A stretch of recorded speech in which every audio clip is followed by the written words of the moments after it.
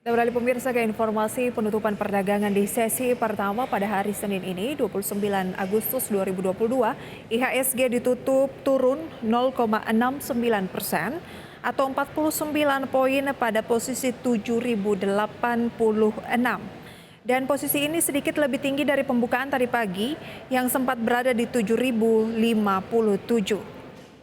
Nilai tukar rupiah terhadap dolar Amerika Serikat siang hari ini juga terpantau menguat 0,71%, maksud kami melemah 0,71% terhadap dolar Amerika Serikat dan bergerak di kisaran 14.850 rupiah. Beralih pemirsa ke deretan saham yang menjadi penyokong pergerakan indeks harga saham gabungan pada penutupan sesi pertama ini.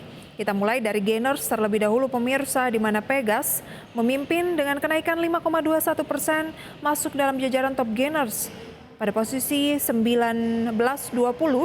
Kemudian Medco naik 15,48% pada posisi 895.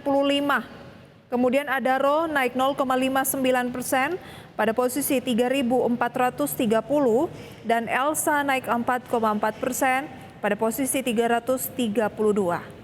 Dari gainers pemirsa, kita akan beralih ke 4 saham yang masuk dalam kategori top losers, di antaranya Bumi melemah 2,3% di posisi 170. Kemudian ada Telkom turun 1,09%, 4.520. BRMS juga turun 1,6% di 252 dan Antam melemah 1,5% di 1.965. Dari pergerakan sektoral, energi masih mampu membukukan kenaikan di tengah pelemahan IHSG, yaitu dengan kenaikan 1,14%. Sektor properti juga menguat 0,86%, teknologi turun 0,48% dan transportasi logistik turun 0,47%. Demikian dari dua sektor yang berhasil menguat dan dua sektor dengan kategori pelemahan paling dalam pada penutupan perdagangan di sesi pertama hari ini.